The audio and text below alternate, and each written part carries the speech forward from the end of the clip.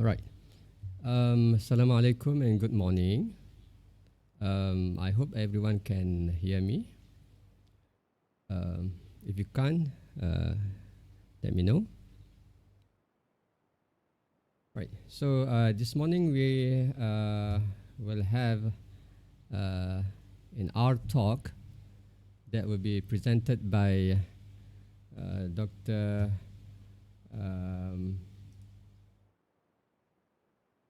Gede Primahadi Wijaya Rajeg. I hope I pronounced your name accurately, Dr. Gede. I used to call Dr. Gede as Mas Gede, and met him when we were attending the R user conference in Australia. Right. I think that was 2016. Yep. And I'm very excited to get connected with him again. And now he's back in Indonesia, a lecturer at Udayana University, Bali. So I think Bali is a wonderful place. Unfortunately, we can't go there now. We can't travel to Bali. If anyone has the opportunity to go to Bali later, then maybe we can set an appointment and see Dr. Gede at Udayana University. So the format for today's presentation is it's very simple. This is not a webinar, so we will be able to hear your sound. So it means that you can ask questions. You don't have to type. And I think for the interest of time, we will allow the questions at the end of the talk. So I think without further ado, maybe Dr. Gede will introduce himself during the presentations. So if you are all right, Mas Gede, you are free to share your slide and continue with your presentations. The floor is yours, Dr. Gede. Okay. Thank you, Pak Kim, for inviting me, and also thank you for the participants for making the time to come to this talk. And I hope I'm not too way off the grid because I know we are in different field, but I hope I can show you something that are related to what we do with our in our research. So I think Pak Kim has already introduced me, and also that's, I think, enough. But I'm going to talk a little bit more where my basic training is actually linguist, so not from medical science. And I started with art in 2011 as a self-learner using these books that is designed specifically for linguists. And then since then, I have used R for my daily research activities, text processing, stats, visualization, web scraping, and writing up paper. So I hope I can show you a bit of my application of this for R that I use in my research. And then in 2018, I also got a certification from the carpentries to teach R when I was part of the Monash Data Fluency research community at Monash Uni. So this talk is personal reflection mainly, but I will show you some case studies from my own linguistic research.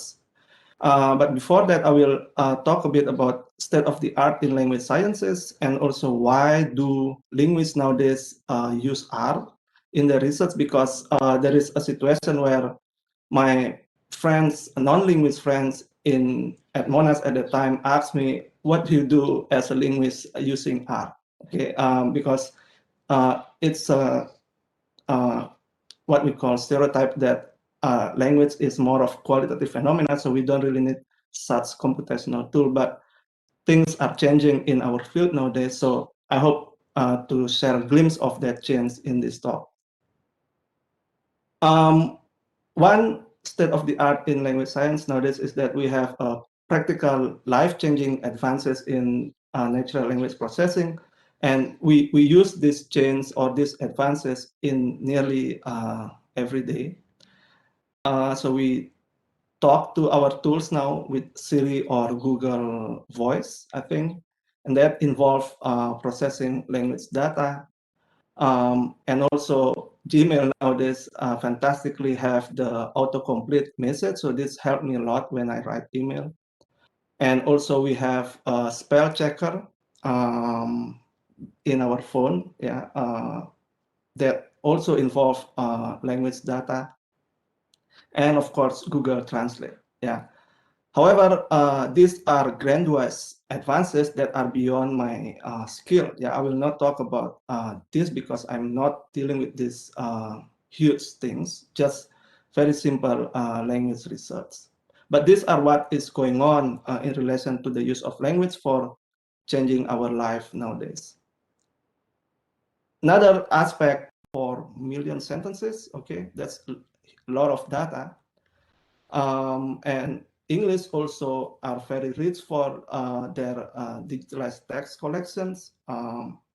If you see the size of this digital database, text database are huge that you can process manually. You cannot process that manually. And of course, we have a recent edition of coronavirus corpus in this English corpora collection. Yeah, these are huge data sets for language research.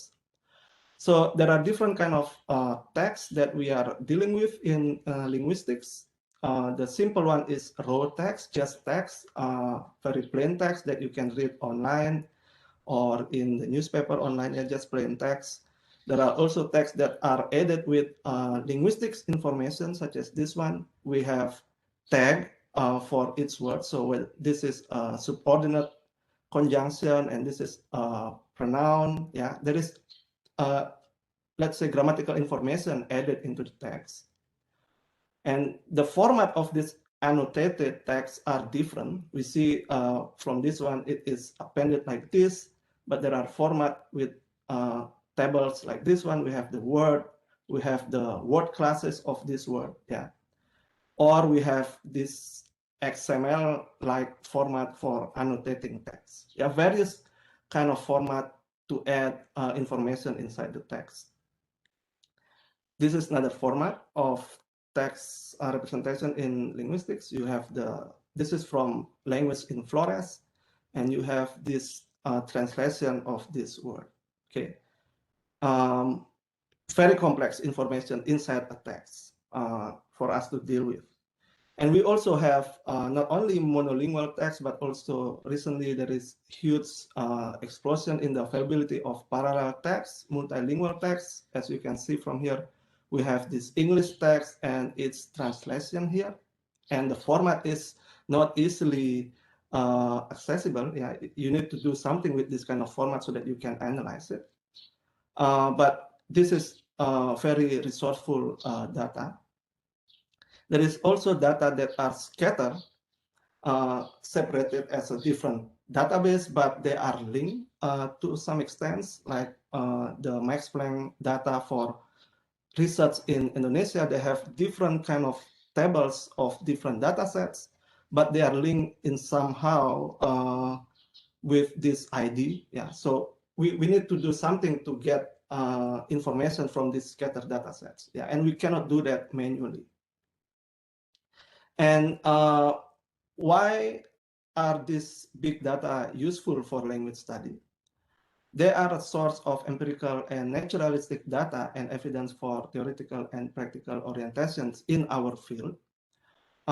Because before, we have long relied heavily on our intuition as a linguist, yeah, to generate data. So this is not reliable. This is typically biased towards the theoretical orientation of the linguist and usually small scale. Yeah, you cannot generate let's say 1,000 of data is just in just 1 second. So that's limit of this intuition-based data.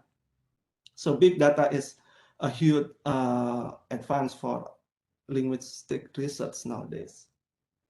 And we have terminology for this kind of linguist that is called armchair linguist. So you just contemplate yourself and generate data based on your mind, but not empirical.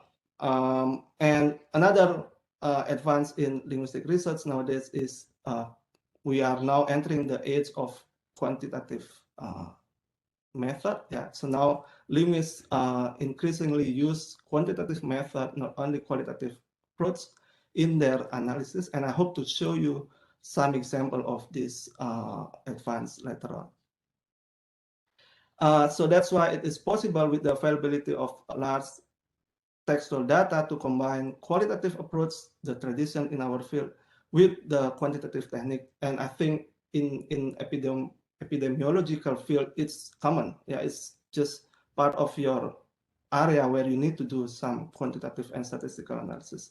But this is a new thing in language research. Okay, and also corpora, empirical and naturalistic data can also be used to generate stimuli for doing language experiment that I'm not going to talk about now. So now where does R come into the stage? Yeah, how can R be helpful in dealing with this big data and also quantitative approach? How are they implemented?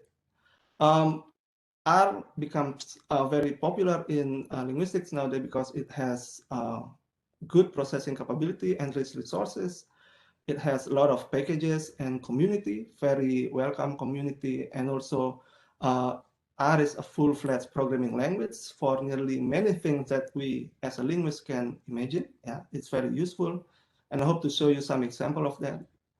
And what I really like from R is that it provides us with holistic environment for doing text processing, running the statistics, and do the visualization. And this relates to this advance in our field, the availability of textual data and also quantitative term. And with a broader trend in modern science now, we also have the open science trends, and R help us with that because of the feature of R Markdown Notebook, where we combine the code and the plain text there to produce a reproducible document and documented steps. And I also use the version control integration from RStudio to GitHub to record my my work.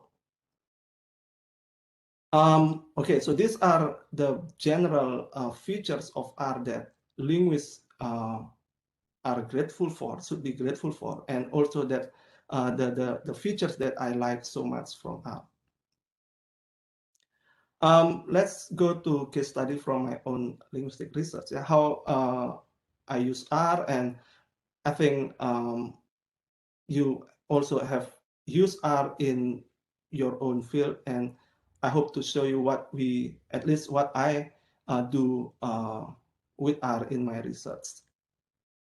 So I will provide three simple analysis of language, basic analysis of language using textual data, large textual data, and using R for to achieve that goal.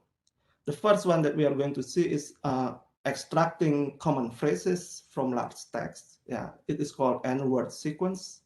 So the case study we will see from later on from the COVID text.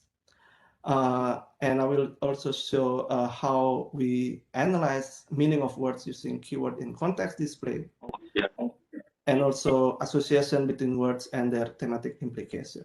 Okay. So word sequence or n-gram is a list of words and the frequency of their occurrences. Yeah, how many times certain phrases occur in this text. And the usefulness of this word sequence that it can help us to find common and also meaningful phrases in text of certain genre. And this can be useful for language learner if they want to learn, let's say foreigner wants to learn Indonesian, they can look at the common phrases. Yeah, what kind of phrases do people use frequently in certain texts? And maybe this is also the basis of technology that we have, like text completion, so that the computer can predict after this word you have this word because these two words occur together so frequently. Yeah, potentially maybe this is the basis of that kind of technology. Like this. I hope you are doing well. Okay. So computer can predict the next sequence of word from this character. So there are two packages that I use for this. Quanteda, this is quantitative analysis of textual data package that are very useful for this. And we have the tidyverse package that I think everyone in the R community know. So of course, the first step is that we need to find the COVID text or news about COVID. And I don't have that text. So we need to do web scraping first. We need to download the text, and I use this mainstream media compass.com, and I download the text from May to August 2020. Of course, using R. Yeah, we can use this combination of this package RFS and tidyverse, and I create my own script that is suitable for my purpose, yeah, to gather the text from this web page. And we also need to know exactly the structure of the web page here, the link that connect you to the news, and how to get the news with COVID tag, for instance, with COVID annotation. We need to know that information well before we create the code. And I run the code, and then I get around, with this period, around 3,000 text files of news that has been tagged with virus corona. So this news talk about virus corona, okay? And I also, with the script, save some metadata like the URL of the text, the file name, and when I downloaded them, okay? This is impossible to do without programming language like R, but there are also other programming languages that I think can do the same job. But this is the usefulness of R that I use so far. And of course, we already have the text. Now we need to load the text into R, okay? Load the text so that we can do further processing in R. And we can use function from Power package in the tidyverse to load the whole text at once without writing for loop. So the point here is that we can do this in R easily rather than in other text application. Okay, load all text at once, and the next step we need to split the text into sentences and also split the text into words such as this one. Okay, and this is done very fast in R because of the package, and also the size of the data is not really big for R at that in that case. Yeah, so we have this word that have been split from the original text, and of course next is we generate the n-gram. We generate the word sequence from this text using this function from Quanteda package. And this one, we want to specify that, hey, R, give me 3-word sequence from the whole COVID news text. And this is what we get. Okay, so this is what I call as word sequence. We have 3-word sequence, okay, that are derived from the text. And there are over 1 million tokens of this word sequence.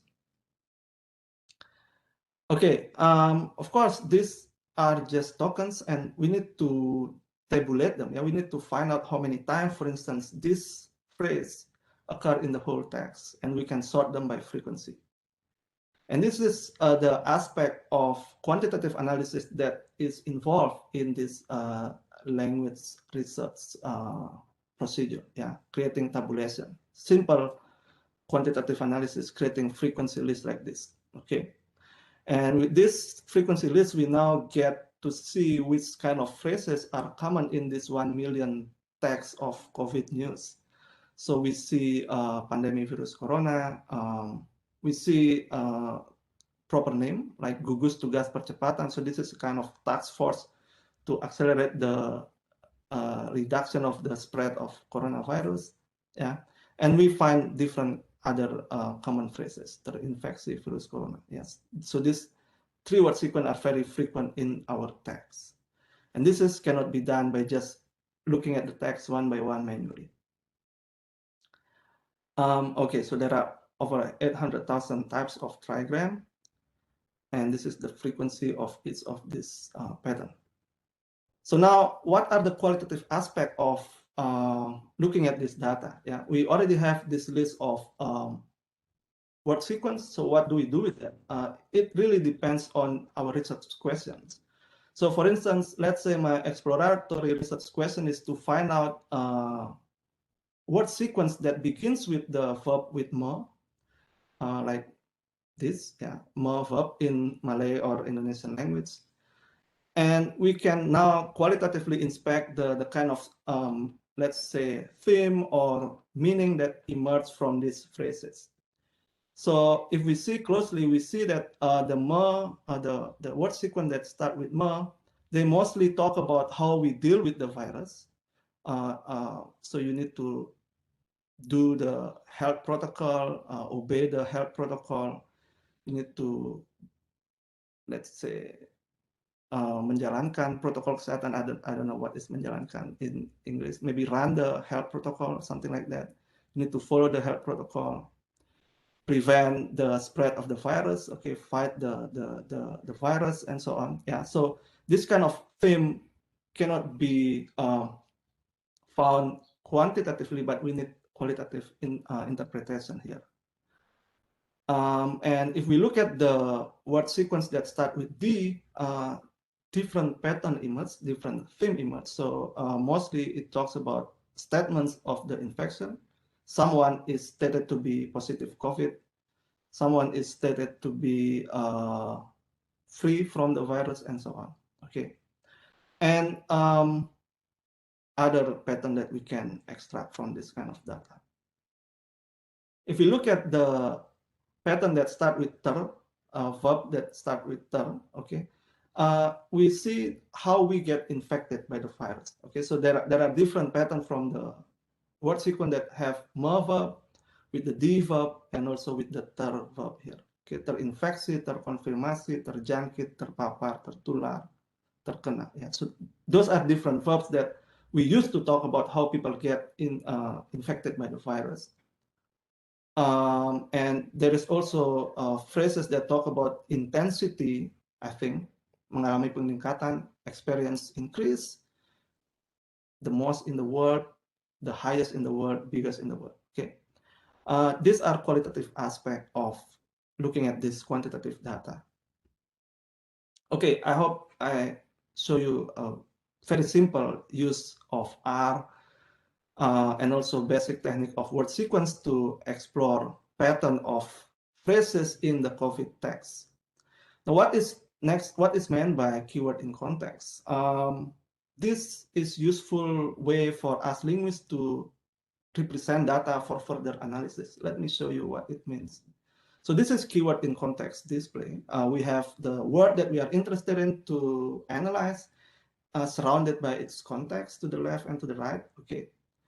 And this is a very useful way to represent this kind of data, because we can see what words occur to the left typically and what words occur to the right typically of this target word, so that we can later on generate pattern of use of the word that we are interested in. And of course, this is part of data representation, not yet quantitative analysis. And also, when we look at this kind of use of the word deal, we will involve qualitative analysis, yeah, later on. And of course, there are graphical user interface tool to generate this kind of keyword in context like this. You have this application that is called Ancom. You just need to load the text and click start and type in the search word, and boom, you have this keyword in context. But why do I need R to generate this? Because before I was working with large corpora and I tried to use the previous software and it just stuck, it doesn't run, and I don't know whether it runs or not. So when I tried to use R, it gives me speed and also flexibility, so I can control whether the program is running or not. Okay, and it is customizable as I would like, because I can create program to do or produce keyword in context for not only monolingual text that I showed you before, but also for multilingual corpus like this one. Yeah, I'm doing research on this kind of corpus, translation corpus, and I need to represent this corpus in the keyword in context display. And there is no software yet that can help me to unpack this kind of structure so that I have the format that I want. Okay. And also I like it because it is documented. All the steps are recorded in the code, and I have one environment to process all of this. Load the text, create the keyword in context display, save the output. Of course, the issue is that I need to code, but it's worth it. And I create a development package. So I create a package for myself, okay, to do this, or create keyword in context and other corpus linguistic analysis. So it's not yet on CRAN, but it's useful for me. And when I upload this to GitHub, it gives me error in the build. I'm not sure why, but I need to check. But the point here is that I can use R to create the keyword in context for my use. So this is the example of the use of this concord function, concordance or keyword in context functions that I create. So this generates this keyword in context for the word corona from the corpus, the COVID news before. And of course, this is only in our console, not yet saved into plain text. And I can just add one more code to save this into external file that I can open in Excel, for instance. Okay, so this is just part of the text processing feature of R that I use for my research.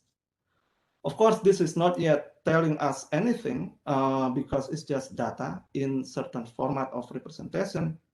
And with this kind of keyword in context, we need to inspect them further. And also for this multilingual corpus, I need to create my custom R codes because it is different format in the text. So I need to split this one file text that contains English and Indonesians into two different files. Why? Because we want to make sure that the this is the source English and the translation are aligned by sentence, and we have the same ID for the source language and the translation. So we know that ID number 3097, this sentence is translated as this sentence in this Indonesian file. Okay, this format is not useful for that. Okay, it's hard to manage the alignment with this format. And then we create custom code to produce this keyword in context. And again, with this target word here and left and right context are in place, we need to do what we call as qualitative analysis, annotation. We need to annotate this use of the word and their context according to linguistic variables that we are interested in our research question. Yeah, this is the qualitative aspect of dealing with large collection of data. Of course, this can be analyzed quantitatively later on by loading this database, this spreadsheet into R, and analyze them quantitatively according to our research question. For instance, this is the analysis of association between different meanings of the word majukan in active and passive sentences. Yeah. And it turns out that majukan has different preference, different association with the different meaning that it can express. Yeah. In the active sentence, majukan tends to be used in the context of advancing or cause something to progress. while in the passive sentence, this verb is used predominantly in the sense of caused the event to happen earlier. Yeah, so that's different meaning that are associated with different sentence form of this verb. And of course, this is done in R based on this qualitative data that we annotated before. Okay, I hope to show you one more thing. I still have, I think, 4 minutes in my time. So one more thing of case study, association between words and what this association implies in terms of the theme or meaning that we can extract.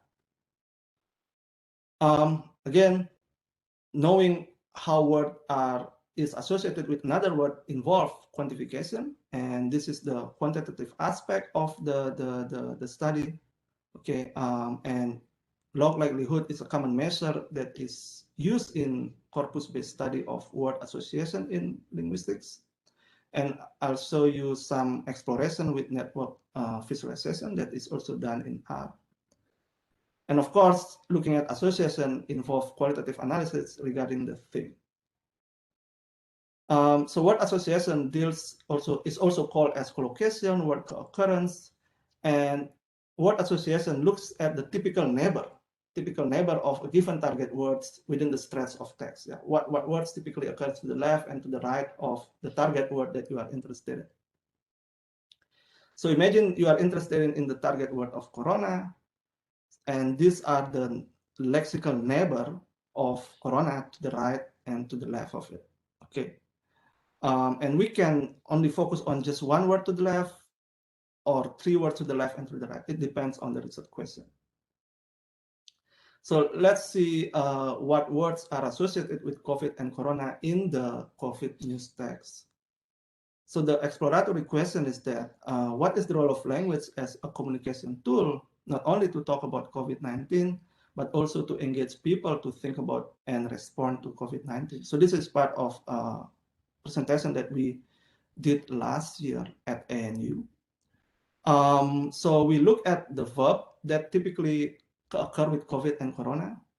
Okay, top 100 verb to the left of corona that occurs before corona and COVID, and we will visualize the top 35 verbs that have strong association with COVID and corona.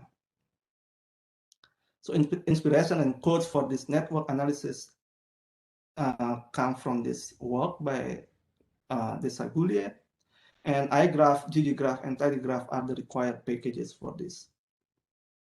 So this is the network analysis of words that are strongly associated with corona and COVID, and the words that are shared between corona and COVID in the COVID news text.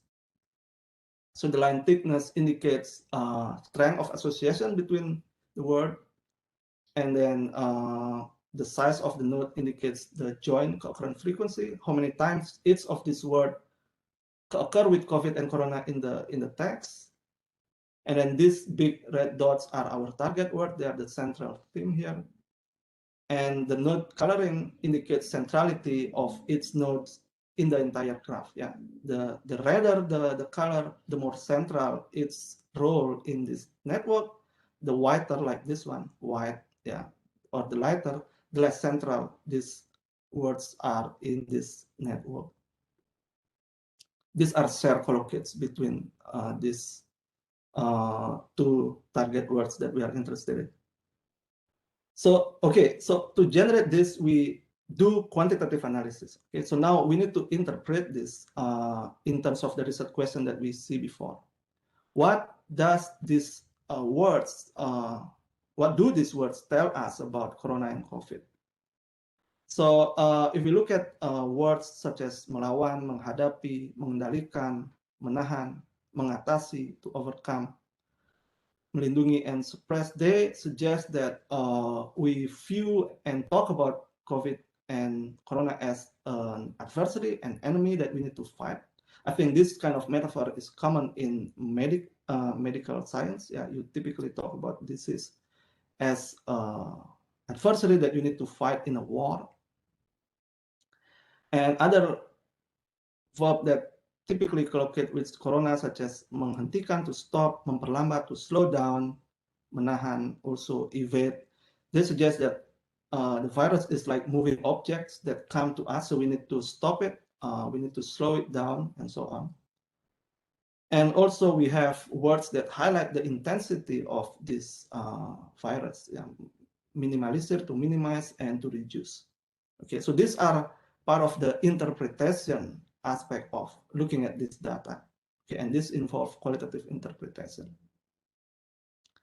And of course, we have not only language representation of how we talk about corona as adversary and moving object, but we also have non-language representation of this metaphor here. Okay, and there is a paradox in the war metaphor before, where our president last year wants us to make peace with the virus. So this is out of the art thing for now. So make peace with this virus in the context of war metaphor means that we need to stop fighting and there will be no victory and COVID stays. Yeah, so that's kind of implication from this war metaphor that we see in the word association data before. I think I will stop here to leave time to discussion. It's already 11:42, so I think I will stop here, Pak Kim, even though there are other slides. So thank you for your attention. Terima kasih, Mas Gede. Very interesting presentation.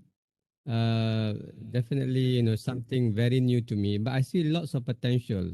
Where especially the same theme like COVID-19, right? I mean, what people are saying on the social media, on newspaper, and that what can we from medical field can also learn from that.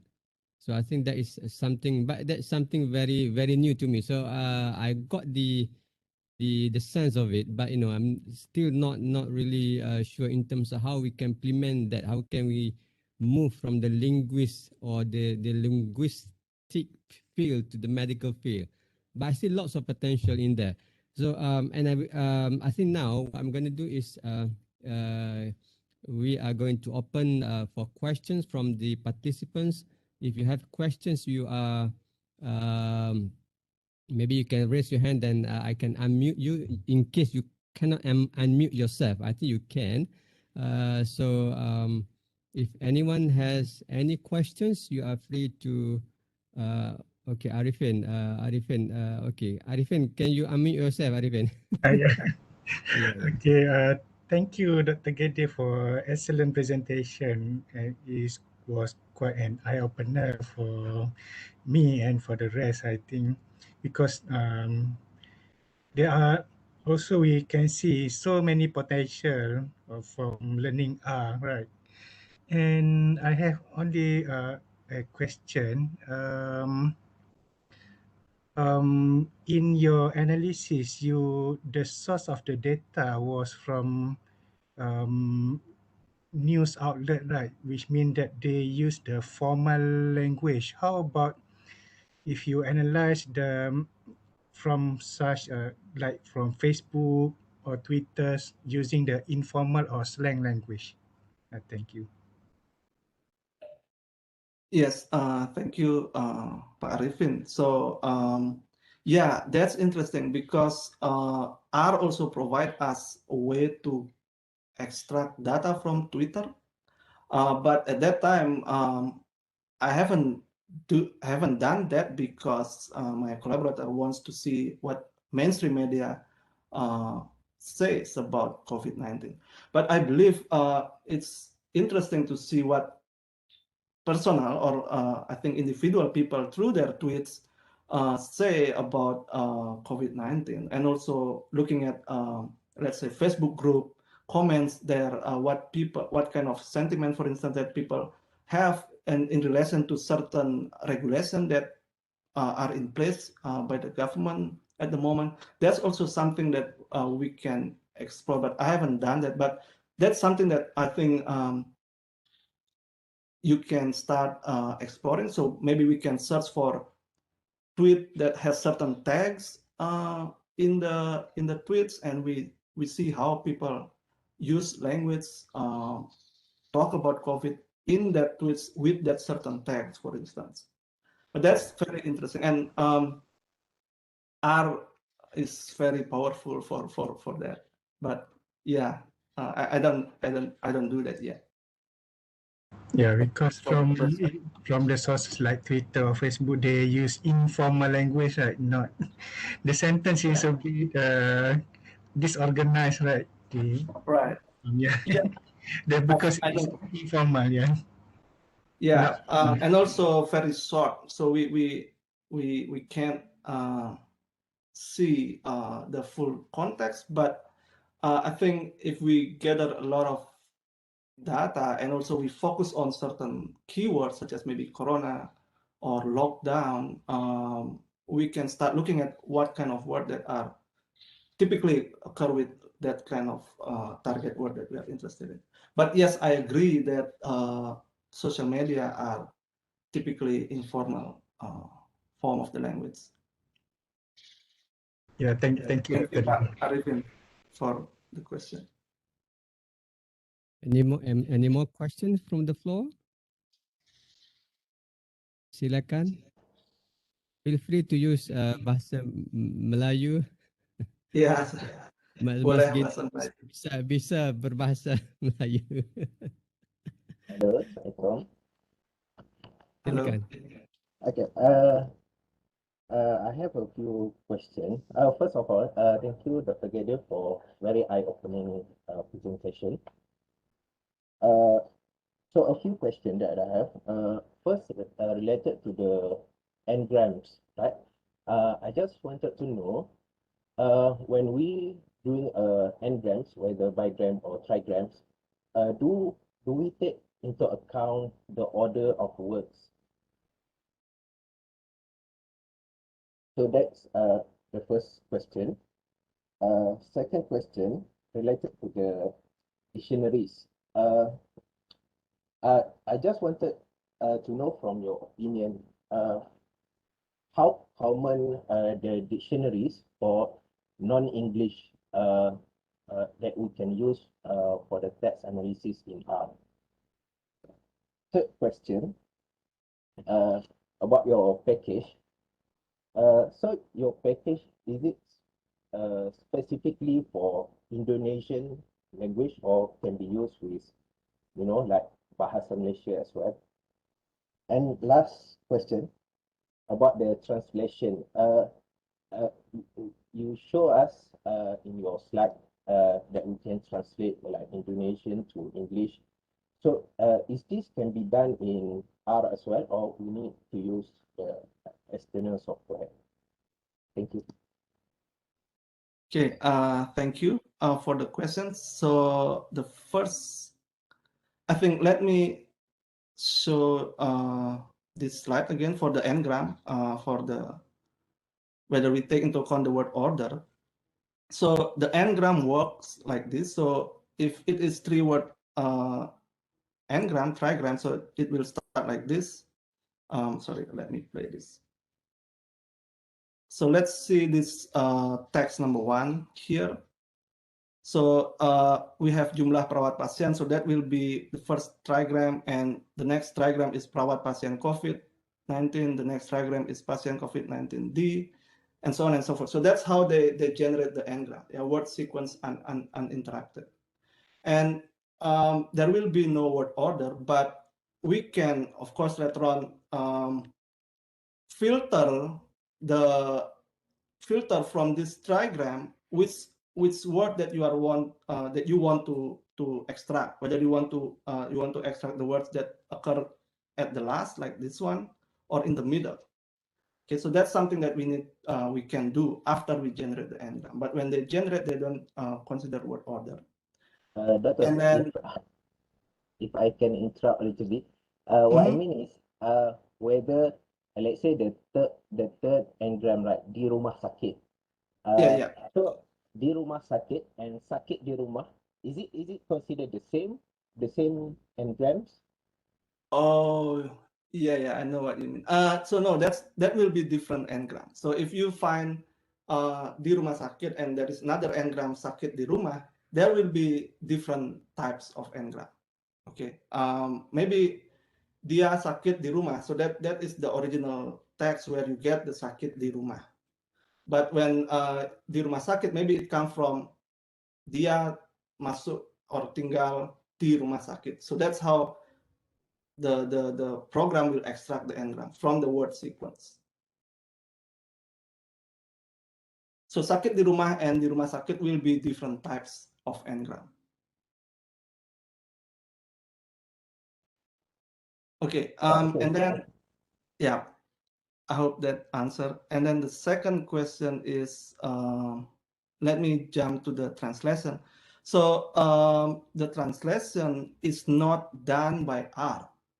So this is already available. So we have this English and the Indonesian. This is not, the English is not translated by R, but there are, this come from the subtitle text. So somebody already do the subtitling. But what R does here is that to process this translation data. So I'm not aware of R package that can translate English into, let's say, Malay or Indonesian.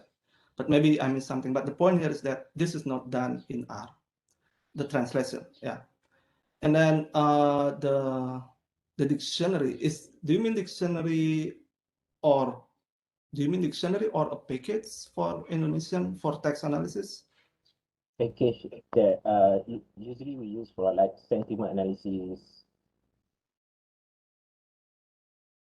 Yeah, I'm not aware of dictionary for sentiment analysis in Indonesian yet in our package, but maybe I have missed something because I haven't done yet any sentiment analysis, so I not yet try to search for the Indonesian dictionary that contains sentiment words for Indonesians. But I think there should be somebody who works on that, but I'm not aware of that. So sorry if I cannot give you very precise answer for sentiment dictionary for Indonesians or Malay.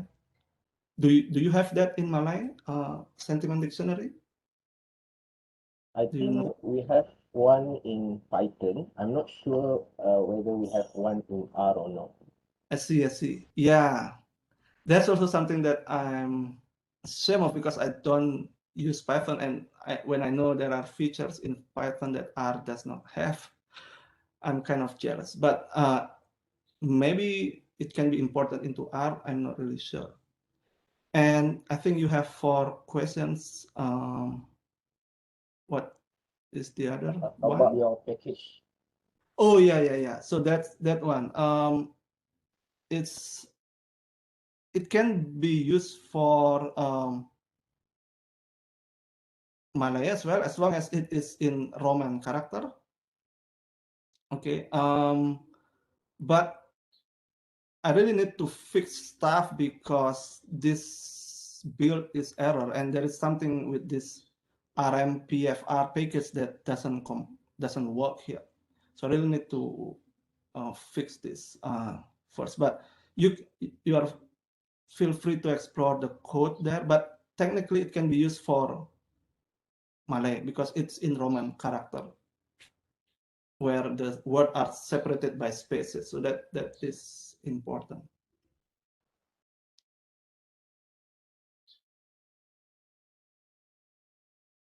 Thank you, Pak Hanis, for your question. Yes. Any more questions from the floor?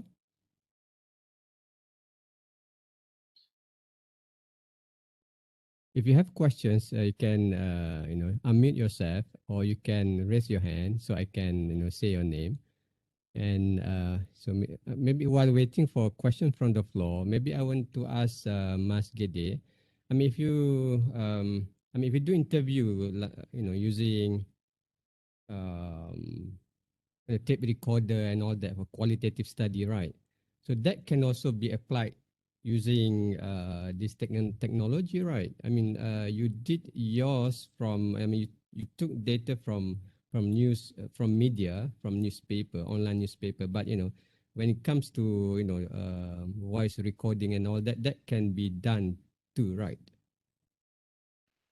Yes, anything can be, I think, as long as it is in digital form. So maybe if your interview has been transcribed, uh, you can do that. You can analyze that in R. So let's say if you want to find certain theme from your interview, yeah, you have a lot of transcription of interview in digital format in plain text. It can be loaded into R, and we can look at, let's say, certain keywords in the interview and see what people say about that keyword in their responses. Yes, possible, Pak Kim. One I would say issue or problem in Malaysia is that people like to use English and Malay words, in during informal or like Facebook posting or blog and whatnot. So I think Indonesian are more strict with that. I mean, they don't like to add English, even though I can see the trend now. More English coming to Indonesian literature or in Indonesian informal text. But how we deal with that? I mean, yeah. Would you think that would become an issue or not? Um, First of all, I would like to respond that maybe because English is that a second language in Malaysia, English? Mm, Because it is taught as, I mean, there is, because in Indonesia, English is more of foreign languages, so they don't have to use that in government or in school for delivery of the teaching unless you are in the international school. So that is maybe the reason why English is not that prominent like in Malaysia, but maybe you typically use English in your daily life in Malaysia because I think it's a second, even though maybe not the national. Is it the national language? I don't think so. I'm not sure whether it's a second language. I don't think so, but it is. We teach that formally in schools. Even the science topics, we use English to teach our students. So even in the primary, as even in the secondary school, yeah. So I don't think it's an official Oh, secondary second language, but it's quite prominent. I'm not sure. I'm sorry. I think we got a few people from the language field here. Maybe so. I might be yeah, wrong. yeah. Yeah, so that's also the case because we don't teach, unless you are in international school in Indonesia, we don't deliver lessons in English, or unless you are in the English department in the university. And then I think I see that not really as a degradation of the language, but I think kind of innovation. So it's good to know that people can speak English, but at some point there are situations where you cannot express something in Indonesian, but it is easily expressed in English, in at least for some cases. So I'm not having any opinion about whether it's good to use English in our blog status or not. Yeah, I don't know. I'm not the one who is a grammar police. How about your experience with Malaysia counterparts? Have you seen? I mean, you presented at ANU last time. I mean, did you see any groups from Malaysia that also presented their findings there? I mean, especially with regards to NLP. No, so that workshop was internally for ANU because one of my colleagues is at ANU, and that's not an NLP presentation, but it's rather really talking about COVID, how we respond to that, by scholars at ANU who are from Asian countries. So there are speakers from Japan, and also Singapore that talk about COVID, but not really about NLP per se. But we look at COVID issue at that time from language perspective. So that's why I ran that word association analysis. All right. So, any more questions from the floor? Right. It's 12 p.m. I think we have got the same time in Bali too, right? So 12 p.m. over Yes, there, 12 p.m. here. the same So time. all right. So I think maybe in the last 2 or 3 minutes, maybe you can do a quick summary of your talk, Mas Gede, or maybe what you think in the next 2 or 3 years in terms of this technology, because I've rarely seen this, used very much. I mean, when I talk in medicine, medical field, epidemiology, this I think is really, really not that used yet.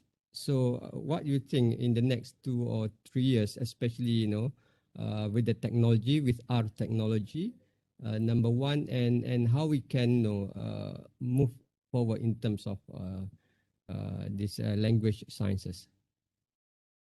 Yeah, I think nowadays also linguists starts to collaborate with people from different fields. So your first idea about collaboration between medical science and language fields are important because there are people in Lancaster University. I think you graduate from Lancaster University. They linguists there collaborate with people from hospital to uh, research about language that people use when they talk about their cancer experience and how the language, the metaphor that they use when they talk about their cancer experience can help psychiatrists, for instance, manage the language that they need to use to, let's say, calm down the patient and so on. So I think there is a connection between like results of language study about, and then the policy that you need to take from the results.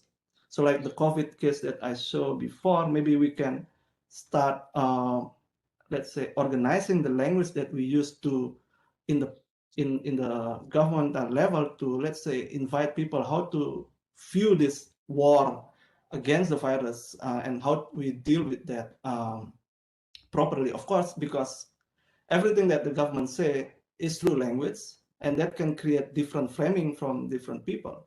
And I think it's important to frame the language that we use so that people see stuff in different way. And that's something that can be done in the future in terms of language science.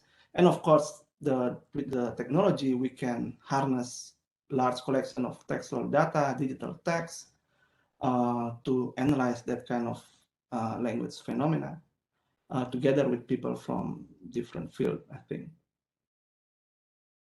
All right.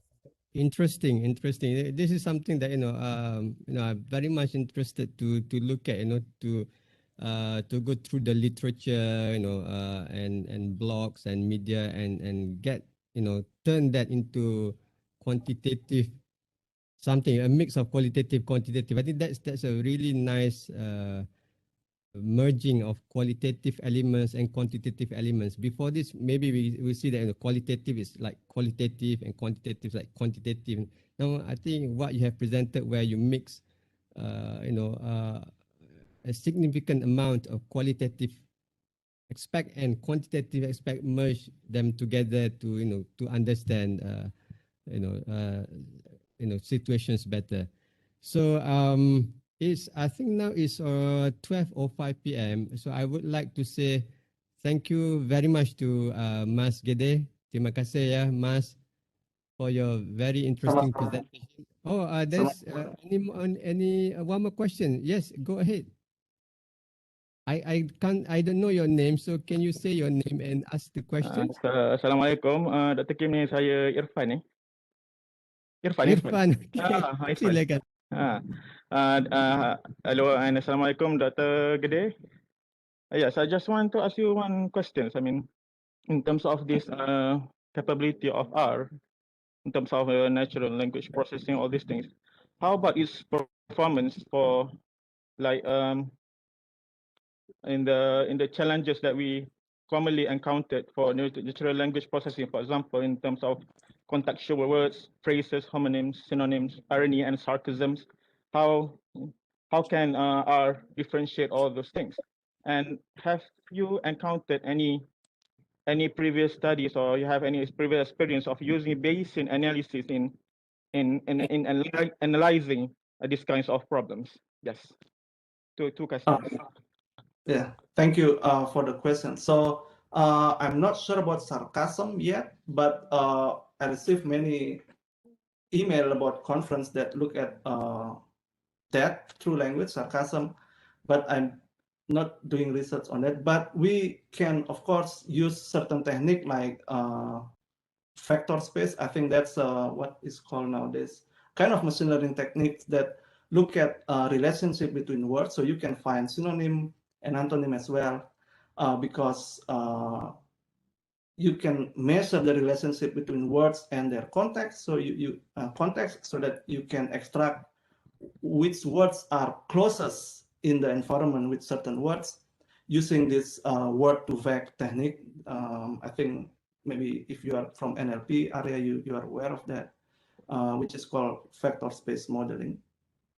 And that's for the synonym and lexical relation. But I think for sarcasm, it's hard to tell because I'm not sure. I don't know, and I haven't done any research on that.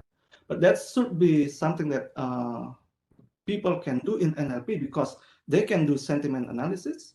Sentiment is a kind of qualitative phenomena, but they can measure that. So at some point later on, I think people may have certain phrases or dictionary that have been coded as this is sarcasm, because it occurs in sarcastic context, for instance. And later on, that can be used as dictionary to predict further text, whether that text contains sarcasm or hoax, for instance. But I have no precise answer for that. Sorry. And the other questions about the usage of Bayesian analysis for natural language processing. Yes, that's my second question. For NLP based on medicine data, I don't know, because I'm not dealing with NLP. But as I've said to Pak Kim, there is situation where linguists interview patient, so that's maybe medicine data or medical data, and then use that interview. This is from the cancer case study. Use that interview as a data source, textual data source, to look at how people talk about their medical condition. So I think maybe that can be a starting point. So you gather maybe interview from patient as a medical data, and you can process that as, let's say, medical textual data for NLP use. Maybe that's the potential that you can do in the future. Because I was thinking about the previous data that we have from different sources, or from the multi-parallel sources. We can use that as our prior in Bayesian analysis, because I'm a Bayesian statistician. So we can use that as a prior, and then we can combine that in somehow with the data we have at hand now as our likelihood, and then we can predict the language or the order of the language better based on our posterior distributions. We combine the sources, previous sources from previous sources with our data at the moment, and then we can get like an updated structure based on the previous one. I think that's a good idea. That's why I'm asking whether there has been an experience of studies previously that's been looking into this Bayesian analysis of language. Yeah, I thought it's medicine. Sorry. Yeah. Bayesian. Yeah. Okay. Yeah, that's good. I mean, yeah, I think in linguistics also people do similar idea where we look at old data sets, let's say collection of descriptive grammar from small languages that have been done by linguists in around the world, and we use that data, previous data, as a model about let's say language variation and also language similarities, because previous data are scattered and they combine them, and they are available that we can explore quantitatively to see patterns of language typology across the world. I think that the idea is the same, but I think something that you also can do for that. Okay, thank you very much, Dr. Gede. Thank you very much. Thank you very much. Thank you, Pak Irfan. Pak Irfan is a big fan of Bayesian statistics. So, Bayesian. Bayesian statistics. Yeah, some people they pronounce it Bayesian, but it's actually Bayes because it comes from Reverend Thomas Bayes. the founder of the Bayesian school. So it's always pronounced correctly as Bayes, not Bayesian. So I mean, some people they pronounce it Bayesian, it's wrong, and it's really a source of irritation to me when people say Bayesian. It's a Bayes. It's a Reverend Thomas Bayes. Yes. So my apology if I misheard that with medicine. Okay. Yeah, that's also something that I need to catch up. I've heard a lot about Bayes statistics, but I have no idea about what that is. So okay. Yeah. Thank you very much, Dr. Gede. I really appreciate your explanation. Yeah. Thank you very much. Yeah, Okay. you're welcome. Okay. Thank you. I think for the last note, I just wanted to inform everyone that Malaysia R user group will have its virtual R user conference. I think in October. Correct me if I'm wrong. I think in October. So I would appreciate if we also have call looking for speakers. So I wish that if Mas Gede would like to to share your talk. I mean, I'm very happy to send you the link so you can become one of our speakers. So it's going to be virtual this October. So I've totally forgotten about the exact date. I already shared the website to the R conference because I and Prof. Kamaru also part of the organizing team. So, of course, we would like to promote this one as well. You can see from the chat box the link to the website. Yeah. Thank you. I've opened that and I will take a look. Thank you. Dr. Arifin, for putting that link there. So we are very happy to have you, Mas Gede, there as a speaker.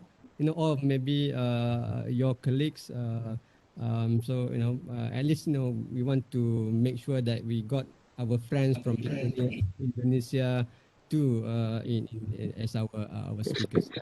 Yeah, maybe actually maybe Dr. Gede also can, if you like to have a workshop there in because in our conference we are also planning for a workshop. Probably you can have a workshop session as well, because I'm looking forward if you can also teach us how to do the analysis in really especially in language analysis especially. Okay. Let me see my schedule, but I'm very happy for this invitation and I thank you for that. And I will, of course, share this to Erika, Pak Kim, our ladies coordinator in Indonesia, so that she can also spread this news to her network. Yes, I'm looking at Malaysia Indonesia R user group later. So but thank you very much. Terima kasih Mas Gede for your excellent talk. I've learned a lot of things today. So and I would like to say thank you very much also to all participants from I think both Malaysia and Indonesia. I hope to see this collaborative sharing will continue in the future. So have a nice day, Mas Gede, you and your friends. Stay safe and to all other participants, thank you. See you again. Bye bye. Assalamualaikum. Thank you, Pak Kim. Stay safe and let me leave. Thank you. Bye bye. We'll be in touch. Thank you. InsyaAllah.